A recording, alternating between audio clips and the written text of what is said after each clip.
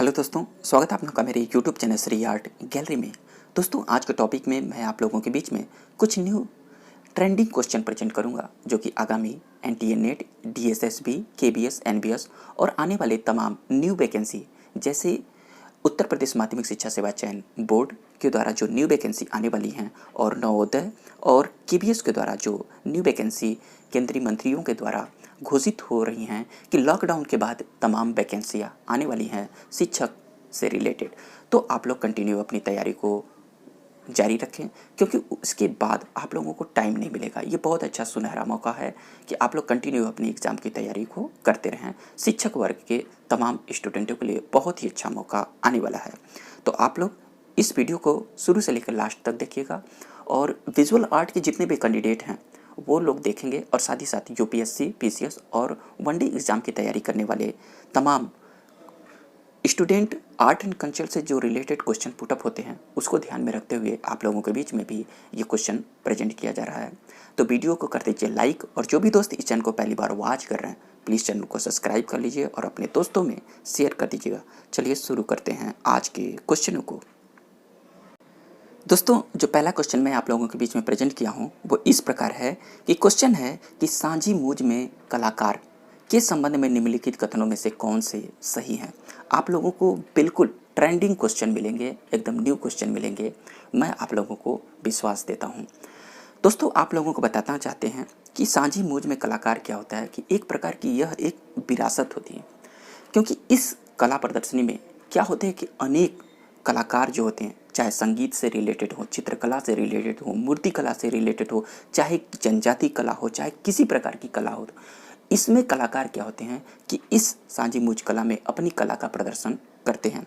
और इसी को ध्यान में रखते हुए क्या होता है कि यह अमूर्त सांस्कृतिक विरासत सीधे जन भागीदारों से संपर्क करती है और अपनी सांस्कृतिक विरासतों को विकसित और प्रोत्साहित करने की दिशा में यह एक प्रकार की बहुत इम्पोर्टेंट कदम उठाया जा रहा है सांझी मूझ कला में।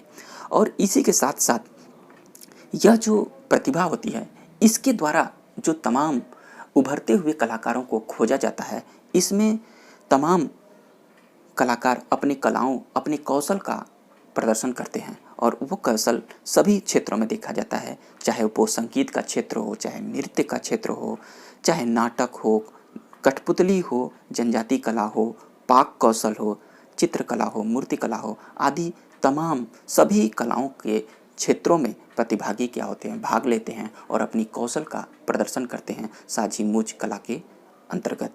तो दोस्तों, इसमें आप लोगों के बीच में ऑप्शन दिया गया है कि नीचे दिए कूट का प्रयोग सही तौर से कीजिए।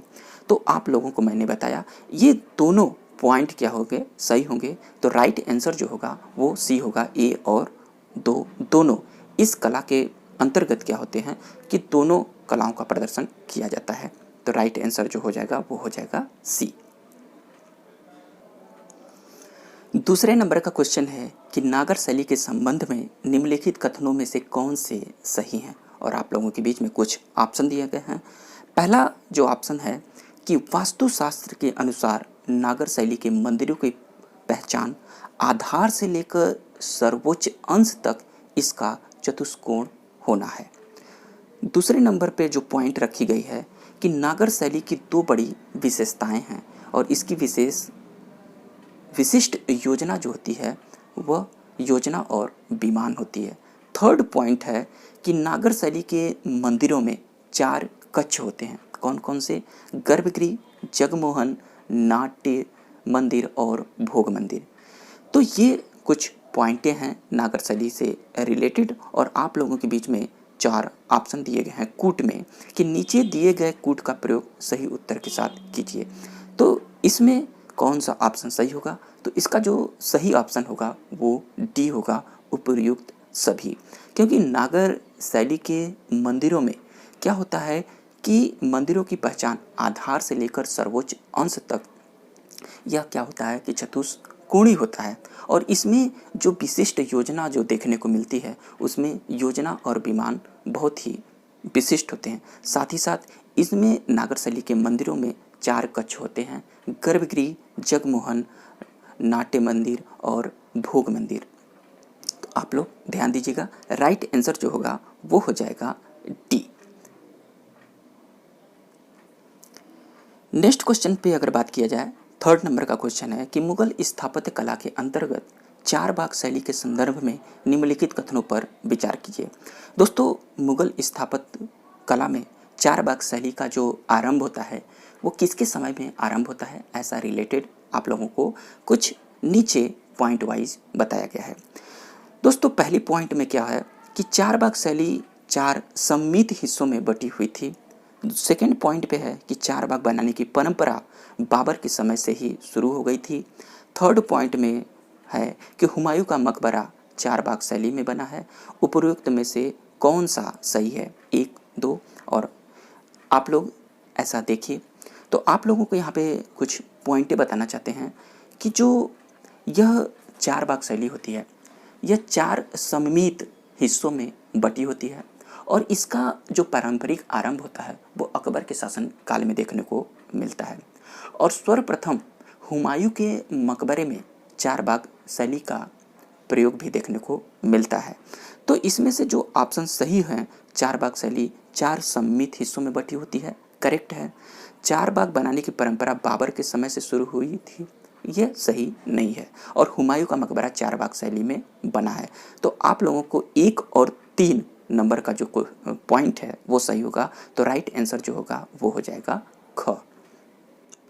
नेक्स्ट 4th नंबर का क्वेश्चन है कि गुरु शिष्य परंपरा परियोजना किसके लिए शुरू की गई थी। दोस्तों, ये सारी क्वेश्चन बहुत ही ट्रेंडिंग क्वेश्चन है, आप लोग केयरफुली लर्न करिएगा। आप लोगों को यहाँ पे बताना चाहते हैं कि गुरु शिष्य परंपरा परियोजना का जो शुभारंभ होता है वो केंद्रीय वस्त्र मंत्री स्मृति ईरानी के द्वारा वाराणसी में हस्तशिल्पियों के लिए गुरु शिष्य परंपरा का आयोजन या शुभारंभ किया गया था 16 अक्टूबर 2016 को। तो राइट आंसर जो होगा वो हो जाएगा डी। नेक्स्ट क्वेश्चन है कि उस शहर का नाम बताइए जिसे यूनेस्को ने पाक कला के क्षेत्र में UCCN के सदस्य के रूप में नामित किया है। और आप लोगों के बीच में 4 ऑप्शन है, गांधीनगर, देहरादून, लखनऊ और हैदराबाद। तो दोस्तों, जो पाक कला के क्षेत्र में यूनेस्को के द्वारा UCCN के सदस्य के रूप में नामित किया गया है वो शहर है हैदराबाद। इसका राइट आंसर जो हो जाएगा वो हो जाएगा डी। दोस्तों, जो 6 नंबर का क्वेश्चन है बहुत ही इंपॉर्टेंट क्वेश्चन है। क्वेश्चन है कि महात्मा गांधी काशी विद्यापीठ जो कि वाराणसी में स्थित है और इसी के प्रांगण में भारत माता मंदिर से संबंधित निम्नलिखित तथ्यों पर विचार करना है। आप लोगों को बताना चाहते हैं कि भारत माता का मंदिर जो भारत में प्रथम है वह महात्मा गांधी काशी विद्यापीठ के प्रांगण में स्थित है और इसी को लेकर कुछ पॉइंटें शेयर किया गया है, ध्यान दीजिएगा। दोस्तों, पहले पॉइंट में बात की गई है कि इसका निर्माण डॉक्टर शिव प्रसाद गुप्त ने कराया और इसका उद्घाटन जो किए थे वो 1936 में महात्मा गांधी जी ने किया था। सेकेंड पॉइंट पे जो रखी गई है कि इस मंदिर में किसी देवी देवता का कोई चित्र या प्रतिमा नहीं है बल्कि संगमरमर पर उकेरी गई अविभाजित भारत का त्रिआयामी भौगोलिक मानचित्र है। साथ ही साथ थर्ड पॉइंट पे जो बातें की गई हैं कि इस मानचित्र में पर्वत, पठार, नदियाँ और सागर सभी को बखूबी दर्शाया गया है और आप लोगों के बीच में कूट का प्रयोग करना है। पहला ऑप्शन में दिया है केवल 1 और 2 पॉइंट सही है या केवल 2 और 3 पॉइंट सही है, केवल तीसरी पॉइंट सही है या उपयुक्त में से सभी पॉइंटें सही है। तो आप लोगों को बताना चाहते हैं कि जो महात्मा गांधी काशी विद्यापीठ के प्रांगण में भारत माता का सर्वप्रथम जो मंदिर है, एक मंदिर है, उसका निर्माण डॉक्टर शिव प्रसाद गुप्त ने कराया था और इसका उद्घाटन 1936 में महात्मा गांधी जी ने किया था। और इससे रिलेटेड ये क्या होता है कि जितनी भी पॉइंटें आप लोगों के बीच में दी गई हैं सारी बातें सत्य हैं। तो इसका जो राइट आंसर हो जाएगा वो हो जाएगा डी।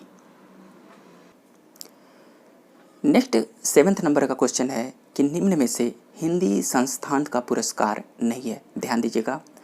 दोस्तों, ऑप्शन नंबर 1 में दिया है भारत भारती सम्मान, बी पे दिया है उत्तर प्रदेश साहित्य सम्मान, सी महात्मा गांधी सम्मान और डी हिंदी गौरव सम्मान। तो आप लोगों को बताना चाहते हैं कि हिंदी संस्थान का जो इनमें से जो विकल्प में से जो पुरस्कार है वो भारत भारतीय सम्मान है महात्मा गांधी सम्मान है और हिंदी गौरव सम्मान है। जबकि उत्तर प्रदेश साहित्य सम्मान हिंदी संस्थान का पुरस्कार नहीं है। तो इसका जो राइट आंसर हो जाएगा वो हो जाएगा बी। नेक्स्ट 8th नंबर का जो क्वेश्चन है कि निम्न में से क्या मान्यवर श्री काशीराम कला सम्मान से संबंधित नहीं है। वेरी इंपॉर्टेंट पॉइंट है, ध्यान दीजिएगा दोस्तों। मान्यवर श्री काशीराम कला सम्मान जो प्रदान की जाती है वो किन किन क्षेत्रों में प्रदान की जाती है, उससे रिलेटेड ये क्वेश्चन पुटअप होंगे। तो आप लोगों को यहाँ पे जानना जरूरी है कि मान्यवर श्री काशीराम कला सम्मान के द्वारा किन किन क्षेत्रों को प्रदान किया जाता है ये सम्मान। तो दोस्तों ये सम्मान नृत्य एवं संगीत के क्षेत्र में प्रदान किया जाता है, चित्रकला और मूर्तिकला के क्षेत्र में प्रदान किया जाता है, नाट्य लेखन एवं अभिनय के क्षेत्र में ये कला सम्मान प्रदान किया जाता है।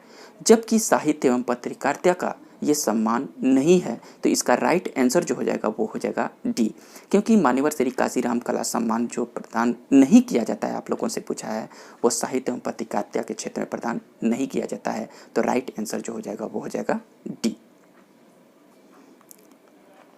दोस्तों 9th नंबर का क्वेश्चन है कि हाल ही में मानव संसाधन राज्य मंत्री धोत्रे ने नवोदय विद्यालय समिति के लिए कौन सा पोर्टल लॉन्च किया है। वेरी इंपॉर्टेंट पॉइंट है, बहुत ही गौर से ध्यान दीजिएगा। जितने भी एनबीएस के स्टूडेंट इंटरव्यू देने जा रहे हैं, इस बात को जानना उनके लिए बहुत ही ज़रूरी है। इसीलिए आप लोगों से बोला गया है कि हर एक पॉइंट को बहुत ही गौर से देखिएगा। दोस्तों अभी हाल ही में जो मानव संसाधन विकास मंत्री श्री संजय धोत्रे ने, क्या होता है कि 6 नवंबर 2019 को नई दिल्ली में नवोदय विद्यालय समिति के लिए एक शाला दर्पण पोर्टल लॉन्च किया था। और यह पोर्टल किस प्रकार काम करेगा, यह पोर्टल स्कूल संचालन और प्रबंध प्रणाली से संबंधित रिलेटेड है यह पोर्टल। तो शाला दर्पण जो मानव संसाधन संजय धोत्रे जी के द्वारा प्रदान किया गया है, यह नवोदय समिति के लिए बहुत ही इम्पोर्टेंट है। तो ध्यान दीजिएगा, राइट आंसर जो होगा इसका ए होगा। नेक्स्ट क्वेश्चन है 10th नंबर का क्वेश्चन कि 1 से 10 नवंबर 2019 तक हुनर हाट, ध्यान दीजिएगा, हुनर हाट का आयोजन कहाँ संपन्न हुआ था।